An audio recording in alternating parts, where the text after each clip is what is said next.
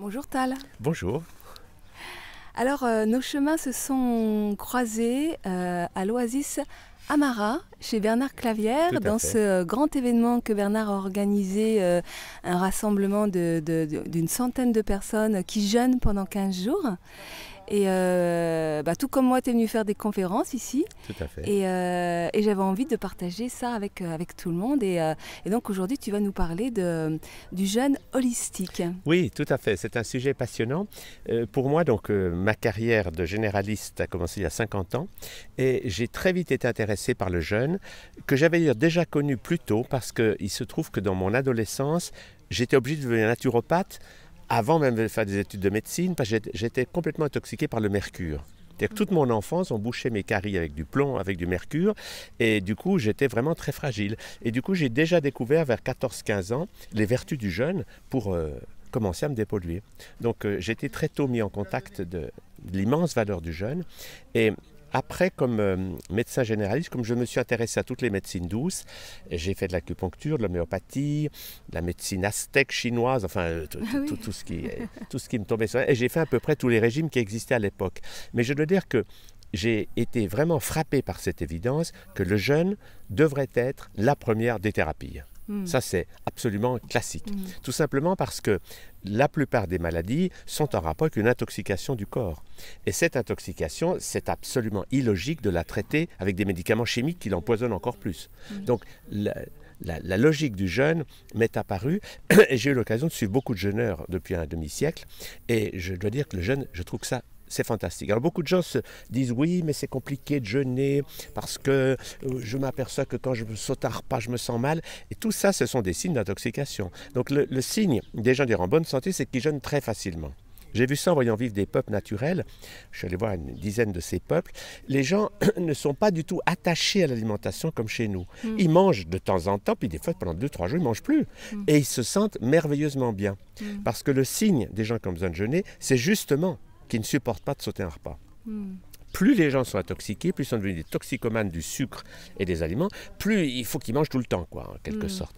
Alors, l'idée de base, c'est qu'effectivement, quand quelqu'un est très intoxiqué, il faut préparer le jeûne. La notion des paliers est capitale. Si on passe du steak frites au jeûne, on se sent mal. Mais si... Oui. Juste parce que j'ai besoin vraiment de répéter ce que tu viens de dire, parce que je trouve ça, c'est vraiment très très intéressant et fondamental. C'est plus je ne supporte pas de sauter un repas, plus je pense que le jeûne, c'est pas pour moi, plus en fait notre corps aurait besoin de se désintoxiquer. C'est ça le paradoxe. C'est qu'en gros... Beaucoup de maladies chroniques, que ce soit des rhumatismes, toutes ces maladies de civilisation, l'hypertension, enfin, quel que soit le nom des maladies, il y a une composante, parce qu'Hippocrate le disait il y a déjà 2500 ans, c'est que les habitudes de vie créent la maladie. Donc la maladie, c'est un appel au changement, ça veut dire que nous vivons d'une manière qui nous rend malade. Donc vouloir guérir sans changer ses habitudes, est un non-sens. On ne va pas guérir en rajoutant des habitudes d'intoxication, des pilules de plus, en quelque sorte. Donc, jeûner, c'est l'expérience clé que lorsque l'on donne au corps le temps pour se guérir, il va pouvoir se guérir. Il sait faire ça. Mais il ne peut pas le faire quand il a trop de travail de digestion toute la journée. Les gens ne se rendent pas compte que entre 40 à 60% de leur énergie est utilisée pour digérer. Et alors, cette énergie, il y a une image qui fait rire, sourire les gens, c'est comme si j'ai une femme de ménage, si je lui demande de préparer le petit déjeuner, le repas de midi et le repas du soir et de faire la vaisselle en plus, eh bien, elle n'a pas le temps de faire le ménage de la maison. Et ça, c'est notre corps. L'énergie consacrée à la digestion fait que le corps n'a pas le temps de se dépolluer.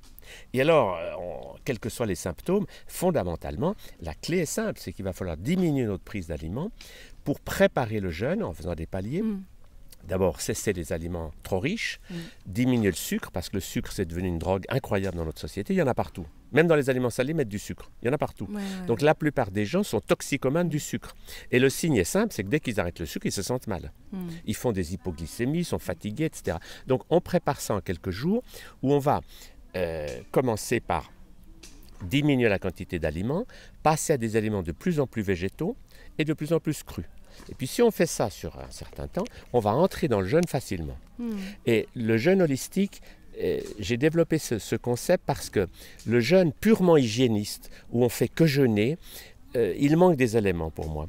Il faut que le jeûne soit l'occasion non seulement de changer ses habitudes alimentaires, mais de s'occuper de soi sur tous les plans. c'est-à-dire le corps physique, certes, mais aussi le corps émotionnel, le corps mental et le corps spirituel. Alors, juste pour ceux qui ne connaissent pas ce que c'est que le jeûne hygiéniste, est-ce que tu peux en 2-3 mots Oui, alors le jeûne hygiéniste, n'est-ce pas, c'est ce qui a été lancé par Shelton, c'est tout simplement on arrête de manger, point. Et puis on boit de l'eau et c'est tout. Mais pour moi, il manque des éléments. Il manque des éléments que si on jeûne de cette manière, les gens sont souvent fatigués pendant le jeûne, ou ils n'ont pas beaucoup d'énergie, ils ne se sentent pas très bien. Moi, j'ai appris à jeûner comme ça, mais je me suis dit, est-ce qu'il serait possible de jeûner en étant en pleine forme ? Et dans le jeûne holistique, c'est ce qu'on va avoir, parce qu'on ne va pas seulement cesser de manger, on va faire des tas d'autres choses qui vont faire circuler notre énergie. Alors, c'est ce que les gens ont compris maintenant dans, par exemple, les jeûnes et randonnées qui ont beaucoup de succès, c'est que si quelqu'un jeûne et qu'il reste dans son lit toute la journée, il ne va pas se sentir très bien. Mais s'il marche pendant 5 ou 6 heures, il va avoir de l'énergie. Et il va découvrir qu'on peut jeûner avec de l'exercice. N'est-ce pas la seule difficulté du jeûne? Si on l'a bien préparé, au moment où on va cesser de manger des solides, ça va être relativement agréable. Mais il peut y avoir les 2-3 premiers jours un tout petit peu de difficulté à cause du sucre. C'est là que les gens ont le plus de problèmes. Ils peuvent faire des hypoglycémies. À ce moment-là, nous, on conseille que les 3-4 premiers jours, les gens aient toujours sur eux 2 ou 3 raisins secs et que si tout d'un coup, ils sont vraiment un peu KO parce que le sucre leur manque, ils sucent un raisin sec. Donc, on va permettre le passage en douceur au métabolisme du jeûne. Et puis l'autre chose importante et qui manque pour moi dans le jeûne hygiéniste, c'est qu'il est capital quand on fait des jeûnes de faire des lavements intestinaux. Parce qu'autrement, le corps va réabsorber des toxines et ça explique beaucoup de symptômes du jeûne. Ce n'est pas le jeûne qui fait ça, c'est parce que les toxines doivent s'évacuer. Et comme le côlon, le tube digestif est mis en arrêt, puisqu'il n'y a plus d'aliments solides, eh bien, il faut le nettoyer de temps en temps, au moins tous les 2 jours, faire un lavement intestinal. Avec le lavement intestinal, ça va se passer beaucoup mieux. Et puis pendant le jeûne, alors là justement, nous on insiste beaucoup sur le fait que pendant le jeûne, les émotions sont beaucoup plus perceptibles. Parce que beaucoup de gens mangent, non pas pour se nourrir, ils mangent pour ne plus sentir leurs émotions.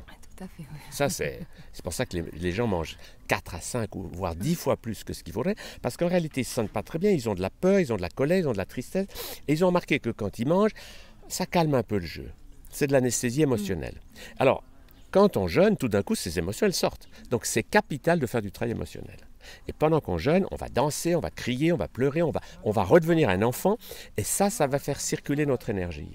Donc, quand on ajoute au jeûne cette libération des émotions, eh ben, on est en pleine forme. On n'a pas de longues heures de fatigue, etc. Ce sont donc des techniques qui vont rendre le jeûne agréable. Nous, notre philosophie, avec mon épouse, on a dirigé beaucoup de jeûnes ensemble, c'est que le jeûne soit tout le temps agréable, sauf il y a des petits moments où on peut faire des crises d'élimination. Il y a un moment donné, on va avoir de la fièvre ou quelque chose qui ressort, mais si on met en place un jeûne multidimensionnel, ça ne sera jamais pénible. Ça va durer quelques minutes ou quelques heures, un mal de tête, quelque chose comme ça, mais pas longtemps. Et moi, ce qui m'a émerveillé de suivre des jeûneurs depuis 50 ans, c'est que pendant un jeûne, rien de grave ne peut survenir. Tout ce qui arrive pendant le jeûne est remarquablement bien géré par le corps.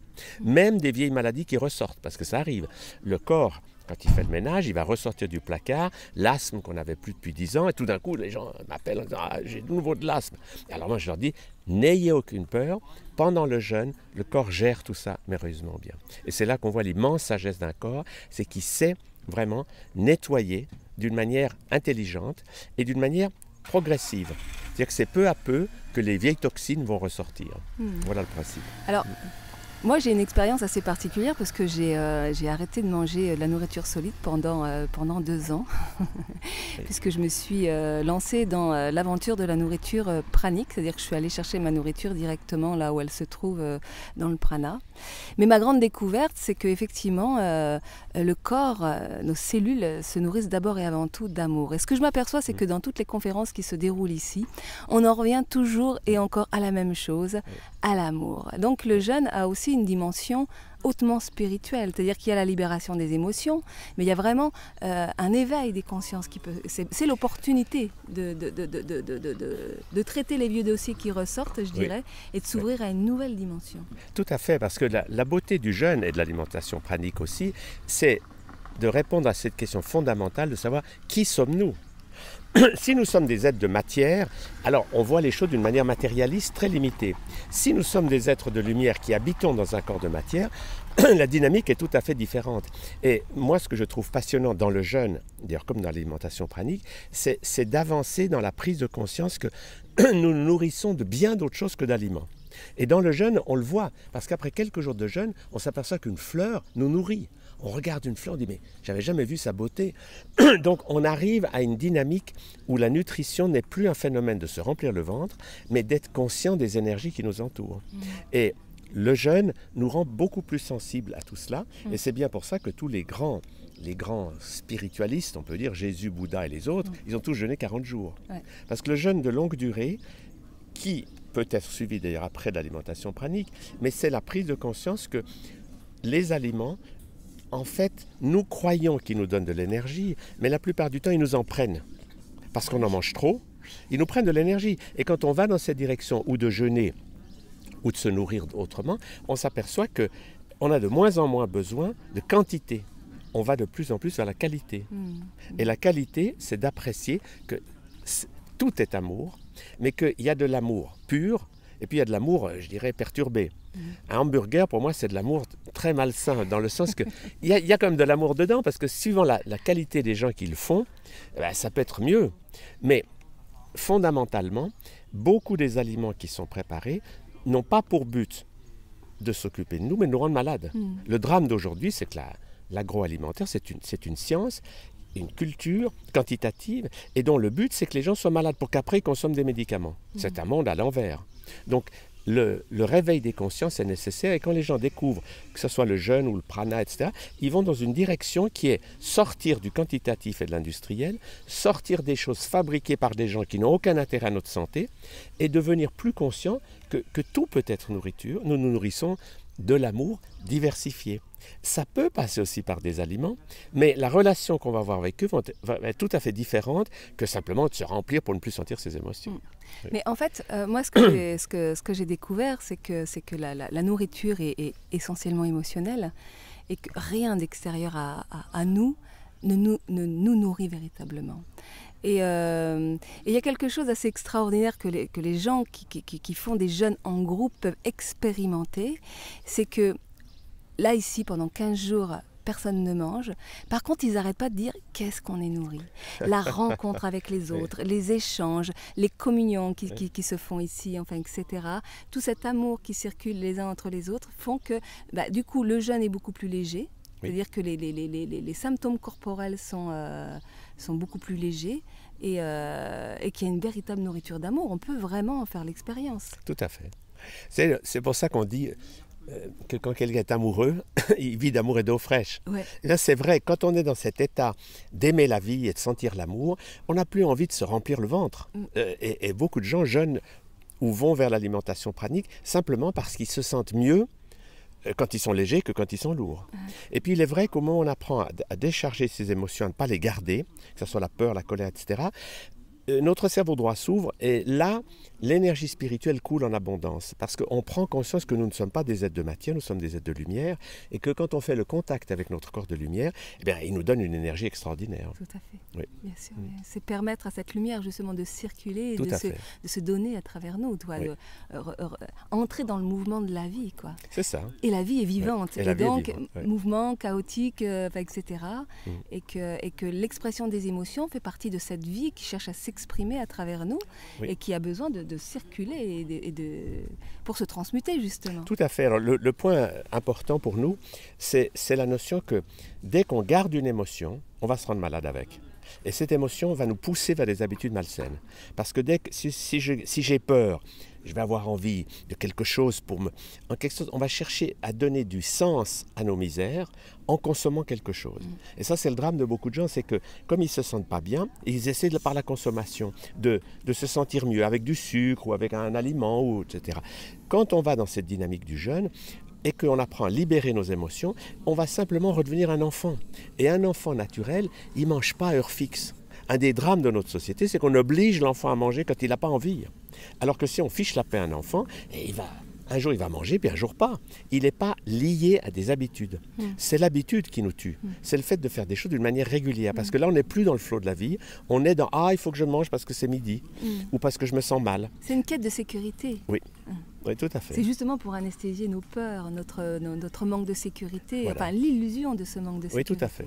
Moi, ce qui m'a frappé dans les peuples naturels que j'ai vus vivre, je me rappelle par exemple, j'étais en Polynésie une fois, et on a commencé à visiter une île puis une autre, puis les heures passaient, et je vois la journée passer, et personne ne parlait de manger. Puis à la fin de la journée, je leur dis, mais vous ne mangez pas? Ils disent, non, on s'amuse trop. Et pendant 3 jours, personne n'a mangé, rien du tout simplement parce que c'était tellement passionnant. Donc ils n'ont pas l'idée, ah, il faut qu'on s'arrête parce que c'est l'heure du repas. C'est une belle notion. C'est d'entrer dans cette liberté où on ne fait plus les choses avec l'intellect qui dit, il faut que je fasse ça, ni avec nos manques. Parce que la plupart du temps, les gens, comme je le disais, plus ils sont intoxiqués, moins ils peuvent se passer de manger. Ça devient une espèce de cercle vicieux. Alors on entend beaucoup parler de ces derniers temps, en tous les cas personnellement j'ai entendu beaucoup parler du jeûne sec. Oui. Alors jeûne sec ou jeûne hydrique, qu'est-ce que tu en penses toi? Moi j'ai peu d'expérience du jeûne sec, j'en ai fait une fois pendant 4 ou 5 jours, mais je pense que c'est une technique déjà pour gens qui ont de l'expérience. Parce que chez quelqu'un qui est très intoxiqué, le jeûne sec est vraiment difficile. Les gens se sentent mal. Alors que quand ils boivent, notamment boire beaucoup au début, ça rend les choses beaucoup plus faciles. Donc je dirais que c'est une technique qui n'est pas pour les débutants. Mais toutes les techniques ont leur charme. Mais je pense que c'est bien de commencer, par exemple, le jeûne avec des jus de légumes est plus facile pour les débutants. Et puis après, le jeûne à l'eau. Et puis l'idée, c'est que si pendant le jeûne, on fait des tas d'autres choses, parce qu'on a du temps quand on jeûne. Les Français passent 8 heures par jour entre acheter, cuisiner, faire la vaisselle. C'est le tiers du temps. C'est hallucinant quand on y pense. Tout d'un coup, quand on jeûne, tout ce temps, on l'a. Ah oui. Et on va pouvoir faire toutes les choses qu'on n'a pas le temps de faire de la poésie, danser, chanter, enfin avoir une vie qui s'épanouisse dans beaucoup de domaines. Alors c'est ça qui est très perturbant, parce que moi qui ai expérimenté ça pendant 2 ans, plus de courses, beaucoup plus de temps, et puis en plus de ça les nuits diminuent parce que quand on mange on gagne de l'énergie et notre corps a moins besoin de dormir aussi. Tout à fait. Donc en fait c'est un gain de temps, et là ça nous met, comme nous sommes quand même éduqués dans une perspective de faire, de remplir le temps à tout prix, c'est aussi des choses qu'il s'agit de transformer. Oui, tout à fait. Ce sont des Alors moi j'ai écrit des livres là-dessus parce que j'avais traduit le premier livre qui est apparu en français, Se nourrir de lumière, de Jasmine. Parce qu'à l'époque... Ah, c'est toi qui l'as traduit? Oui, parce que ça s'est passé comme ça. Moi, je m'intéressais à la diététique qualitative. Alors, j'enseignais beaucoup l'alimentation vivante, végétale, vivant, variée. Et dans cette dynamique, quelqu'un me dit, Jasmine ne mange plus depuis des années. Je suis allé la voir. Et comme j'ai vu qu'elle était vraiment authentique, j'ai traduit son livre en français. Et c'était le premier livre qui est apparu là-dessus. Alors, par la suite, j'ai vu pas mal de gens qui étaient dans cette dynamique. J'ai fait souvent des préfaces pour leurs livres. Et ce qui m'a intéressé, par exemple, dans mon dernier livre qui s'appelle « Respecter votre capital santé par l'alimentation consciente », c'est de montrer aux gens qu'il y a des étapes. C'est qu'il ne faut pas être dans des systèmes rigides où, par exemple, on oppose le jeûne à l'alimentation pranique. Ces distinctions, ce qu'il faut, c'est donner aux gens des outils pour avancer vers plus de qualité, moins de quantité, et plus de conscience, et plus de joie de vivre, finalement. Que l'alimentation ne soit plus une corvée, ni une obligation, ni quelque chose de lourd et de compliqué, mais qu'on avance vers toujours plus de légèreté. Oui, parce que l'idée, ce n'est pas tant de jeûner régulièrement dans sa vie, c'est que le jeûne soit une opportunité de transformer non seulement son alimentation, mais aussi une façon de vivre, une posture d'être. Et donc, c'est une véritable opportunité du coup de s'éveiller à un nouvel état de conscience et de transformer sa vie, ou à un moment donné, puisque on mange moins et peut-être plus en qualité,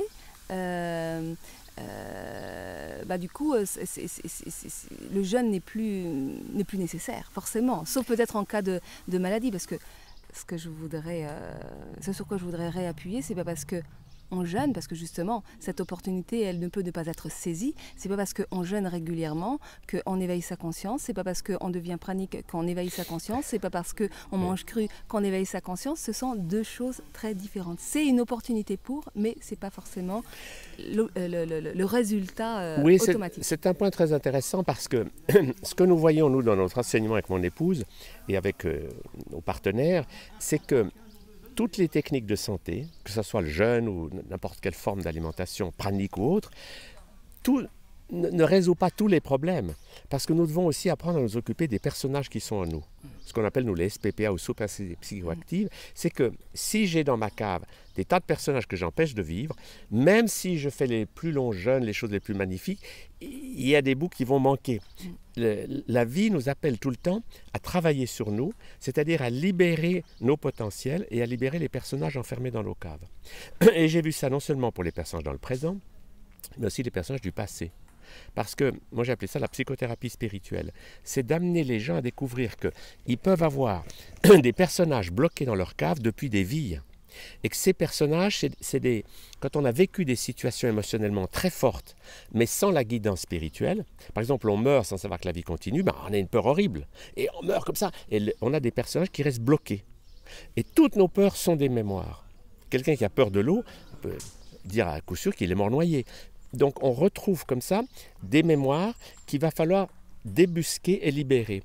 Parce que si on ne fait pas ce travail, on a beau jeûner, on a beau faire des tas de choses très bien au niveau du rez-de-chaussée, dans la cave, ces personnages, ils appellent et ils disent « viens me chercher, délivre-moi ». Ça peut être lié à des vies antérieures, mais ça peut être tout aussi bien lié à du transgénérationnel, c'est-à-dire que nous sommes les héritiers de oui. mémoires qui ont appartenu à nos aïeux oui. et dont on a hérité en arrivant dans notre corps de chair. Tout à fait. Alors il y a les deux, parce que le transgénérationnel permet d'expliquer des choses sur quelques générations.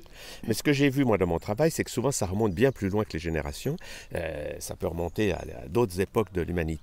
Et l'important, c'est de comprendre que le temps, en fait, n'existe pas au niveau de notre inconscient. Que le traumatisme soit d'hier ou d'il y a 5000 ans, ouais. c'est la même chose. Ce qu'il faut, c'est les outils pour libérer ces émotions. Et ce que j'ai vu, c'est que si on remonte dans le passé, en quelque sorte, on retrouve ces personnages et au moment où on les libère émotionnellement, donc on va leur apprendre à libérer leurs émotions, on les fait monter dans la lumière et la bonne nouvelle c'est qu'on récupère leur talent. Et ça c'est passionnant. Oui, tout à fait, parce que c'est ça l'idée, hein, de libérer les émotions. C'est ce que je dis tout le temps, hein, nos émotions ne sont que des messagers de notre corps, voire de notre être qui nous demandent d'épanouir en nous les ressources dont nous avons besoin pour justement transmuter ces émotions. Tout à fait.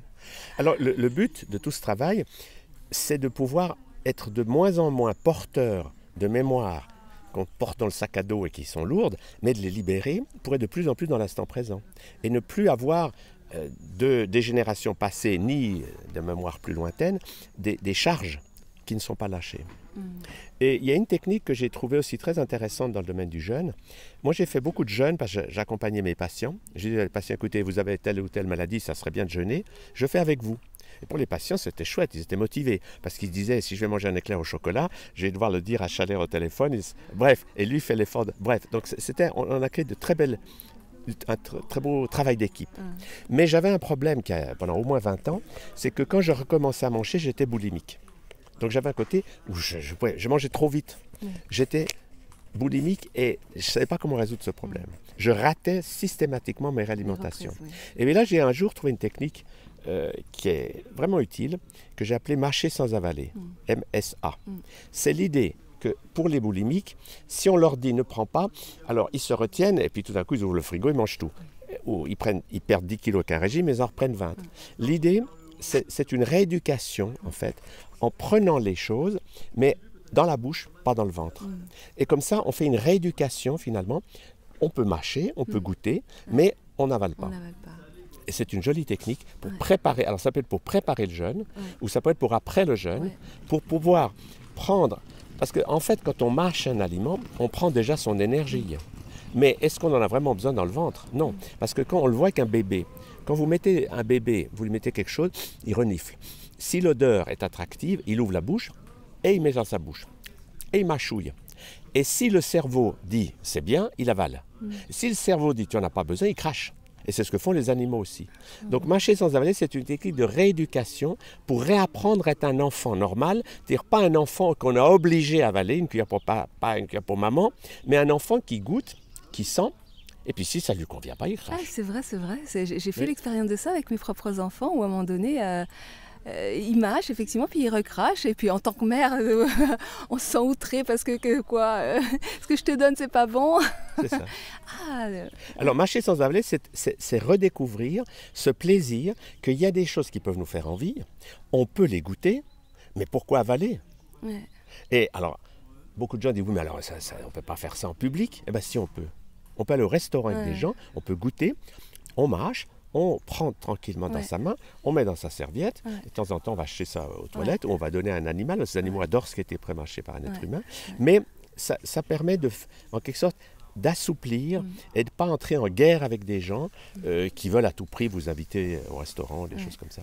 Ce que je trouve intéressant, c'est d'avoir une palette de moyens différents, mais qui vont tous dans le sens de plus de qualité, plus de conscience, et de diminuer les quantités dans lesquelles on s'enferme. Super. Donc, alors, le jeûne, ça permet de... C'est une véritable opportunité, en le détoxiquant, de s'ouvrir à nos autres corps, à notre corps psychique, à notre corps spirituel. Mais pour en revenir à notre corps physique, donc c'est clair que le jeûne a de véritables vertus thérapeutiques. Oui. Alors, il y a un point très intéressant à constater.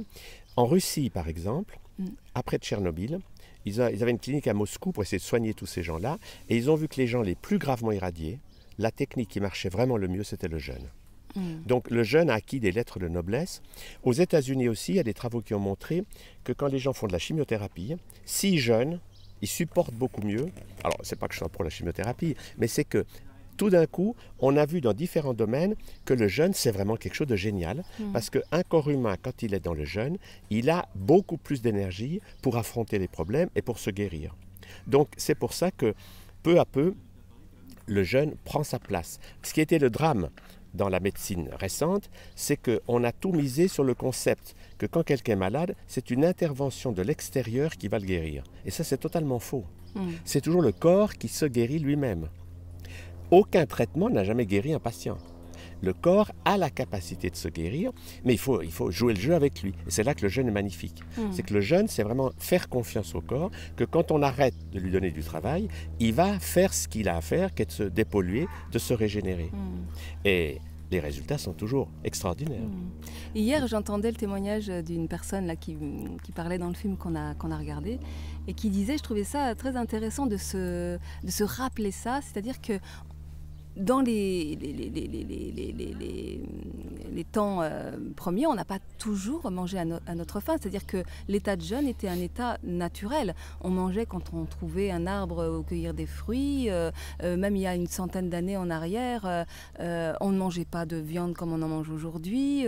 On mangeait beaucoup moins. Voire on ne mangeait pas. Enfin, les états de disette et de famine étaient quand même assez régulier, récurrent. Donc notre corps, naturellement, a appris cet état de jeûne. Et d'ailleurs, on le retrouve puisque dans toutes les grandes religions, il y a la notion d'un jeûne annuel. Oui. Le carême des catholiques, le ramadan des musulmans. Le concept au départ, c'était que si une population jeûne au moment du printemps, eh bien, on va éviter beaucoup de maladies parce que ça va faire ce qu'on appelle un nettoyage de printemps. Malheureusement, les choses ont été perturbées parce que, par exemple, le jeûne chez les chrétiens, au lieu que ça soit un vrai jeûne, c'est devenu « Ah oui, on peut manger du poisson parce que le poisson vit dans l'eau. » Enfin, des raisonnements comme le ramadan. On ne mange pas le jour et la nuit, on s'empiffre. C'est absolument ridicule. C'est pas du jeûne, ça. C'est des coutumes complètement dénaturées. Mais le vrai jeûne, alors il y a des populations qui le font encore, les Hunza par exemple, au nord de l'Inde, et ils arrivent au bout de leur provision, et avant la prochaine récolte, ils ont un mois où ils n'ont rien à manger. Et là, il n'y a que les enfants qui mangent, et tous les adultes, ils jeûnent sans problème pendant 30 jours, et ils se portent comme des charmes. Et ça, ce sont des mesures intelligentes, c'est de ne pas faire toujours la même chose. Et le fait de jeûner, que beaucoup de peuples faisaient aussi, quand ils se déplaçaient, les gens n'avaient rien à manger pendant des temps, mais plus quelqu'un vit sainement, plus il va jeûner facilement, parce qu'il n'est plus dans cette dynamique de la toxicomanie alimentaire. Il ne mange plus parce qu'autrement il se sent mal. N'est-ce pas ? La notion d'une drogue, c'est quelque chose que vous prenez et dès que vous ne l'avez plus, vous vous sentez mal. Alors que cette drogue s'appelle l'héroïne ou le sucre blanc, je dirais même que le sucre blanc est une drogue pire que l'héroïne. Ça tue beaucoup plus de gens que l'héroïne, parce que beaucoup de gens, dès qu'ils n'ont plus leur sucre, au bout d'une heure ou deux, Et c'est le drame de tous ces sucres raffinés, c'est que ça fait monter la glycémie. Du coup, le corps sécrète de l'insuline, ça va dans les cellules et on va faire de l'hypoglycémie. Donc 2 heures après, on est complètement KO et on n'a qu'une envie, c'est de recommencer à manger quelque chose. Et c'est pour ça que les gens deviennent obèses ou malades, parce qu'ils sont pris dans cette espèce d'engrenage infernal. Moi, je vois des enfants à 10 ans, ils passent toutes les 2 heures, ils prennent quelque chose de sucré. Alors, ces habitudes hyper toxiques, il faut en sortir peu à peu. Parce que quand on est avec une drogue, c'est pas facile de l'arrêter. Il ne faut pas l'arrêter d'un coup. Il faut peu à peu se détoxiquer. Et c'est là que la préparation aux jeunes et le jeune, ce sont des expériences passionnantes qu'on peut vivre autrement qu'on le croyait. Et que les habitudes de la société moderne, qui sont des habitudes de maladie, on peut les changer. Alors, tu dis à très juste titre que le jeune prend petit à petit sa place. On voit beaucoup de choses au niveau international qui se passent. Il y a même des pays où le jeune est remboursé par la sécurité sociale. Pourquoi en France ça reste un sujet aussi tabou? Pourquoi on est toujours en résistance? Je dirais que c'est beaucoup lié aux habitudes. En France, la gastronomie, c'est quand même quelque chose de très important. Et puis aussi, c'est de la bonne cuisine, les gens aiment bien ça. Et il y a beaucoup de convivialité qui est liée à ça. Alors, c'est là qu'on voit justement des rassemblements de jeunesse, c'est bien parce que les gens découvrent qu'ils peuvent être heureux ensemble sans manger. On n'est pas obligé, pour être heureux ensemble, de manger. Parce que le grand drame dans notre société, c'est que les bons moments, c'est à table. Et quand les gens sont ensemble, ils mangent. Qu'est-ce qu'il faut faire? Il faut toujours faire quelque chose. Voilà. Alors qu'on peut apprendre à faire autre chose. Oui. Il y a des peuples dans lesquels, quand on est ensemble, on danse. Oui. Nous, quand on va à Madagascar avec ma femme, on est toujours étonnés. Les gens là-bas, vous entrez dans une maison, il y a peu de livres, les gens lisent peu de livres, mais il y a toujours une radio. Et dès qu'il y a un tube qui passe, tout le monde se met à danser. Parce que pour eux, danser, c'est vivre. Mais du coup, dans ces pays, les gens mangent quand même beaucoup moins que dans les pays occidentaux. Parce que, comme ils ont une vie active, n'est-ce pas, le drame de l'occidental, c'est que comme il n'a pas besoin de beaucoup bouger, il est au bureau, il est dans sa voiture, il ne remarque pas qu'il n'a pas beaucoup d'énergie physique. Mais les peuples qui sont actifs, qui plantent le riz dans les rizières, par exemple, il faut le faire. Ils ont besoin d'énergie. Et du coup, naturellement, ils ne prennent pas de petit déjeuner. Ils vont travailler et ils mangent que 2 fois par jour. Et des quantités très faibles par rapport à un occidental. Parce que tout simplement, ils ont vu que pour leur énergie physique, ils ont plus d'énergie quand ils mangent peu que s'ils mangent trop. Les sportifs, c'est pareil. Aujourd'hui, beaucoup de sportifs qui font des sports d'endurance, comme du triathlon, du marathon, ils mangent que des graines germées. Parce qu'ils ont vu qu'avec cet aliment, leur corps fonctionne beaucoup mieux qu'avec l'alimentation classique. Okay. Alors, je profite de rebondir sur ce que tu dis, sur le fait de manger 2 fois par jour. De plus en plus de personnes prennent ce rythme de manger 1 repas par jour. Oui. C'est l'idéal.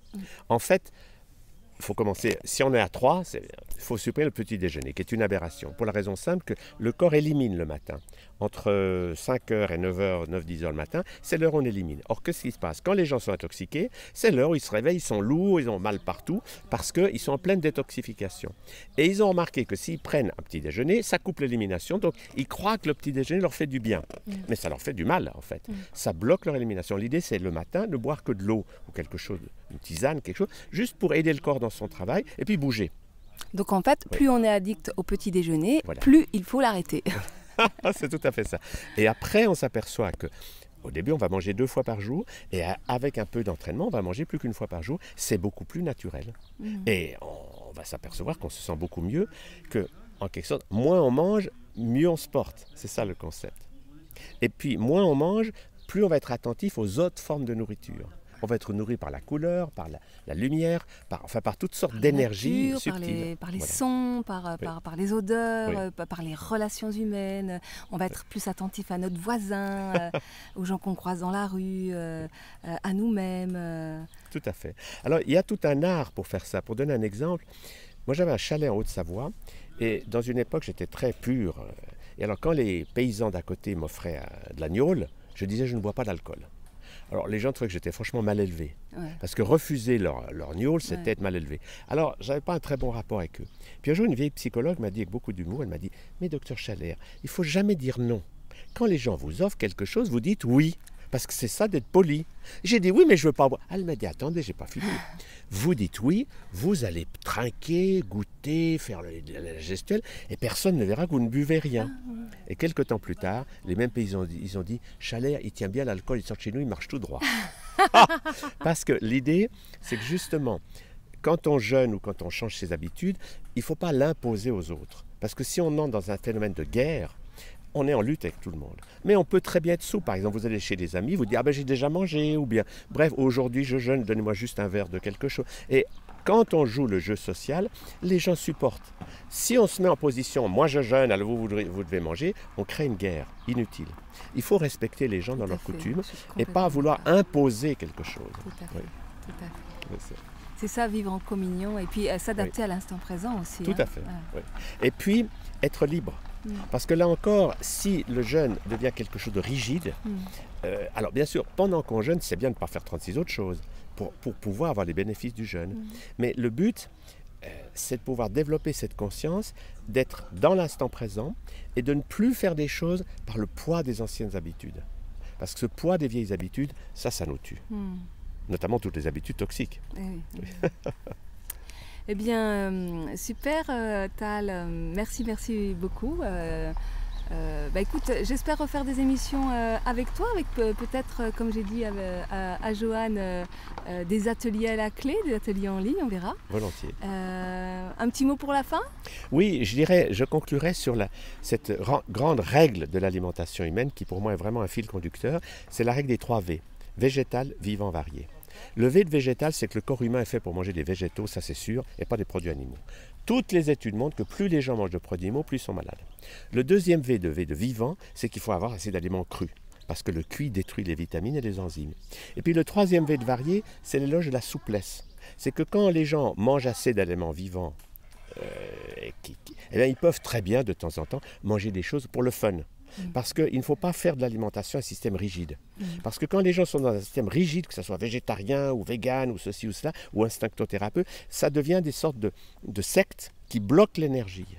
Et moi j'ai vu beaucoup de gens tomber malades alors que leur alimentation était remarquable. Mais parce que on ne se nourrit pas que d'aliments. On se nourrit aussi de relations. Et si on entre en guerre avec tout notre entourage, on dit, plus jamais je vais manger avec toi, bref, le V de varié donne cette mobilité et cette flexibilité. C'est pour ça qu'on peut manger la nourriture la plus vivante du monde. Si cela ne nous rend pas vivants nous-mêmes, c'est qu'on a raté quelque chose. Tout à fait. Donc c'est manger vivant pour être vivant. Tout à fait. Et dans cette dynamique, justement, on va peu à peu découvrir cette joie que tout peut être nourriture. Et que finalement, une fleur peut nous nourrir aussi bien qu'un repas. Et ça, c'est une dynamique passionnante parce qu'on va vers toujours plus de conscience que, à partir de notre corps de lumière, nous sommes nourris. Et que donc, on a de moins en moins besoin de ces croyances qui nous font croire qu'il faut aller à table 3 fois par jour, il faut manger de la viande pour avoir des forces, boire du lait pour avoir du calcium. Tout ça, c'est des croyances complètement aberrantes. Il faut sortir de cette hypnose collective pour entrer dans une dynamique de libération. L'amour est notre source créatrice, notre matière et notre nourriture. Magnifique, tout à fait. Merci à toi. Merci beaucoup. Et je vous dis à très bientôt. Au revoir. Au revoir.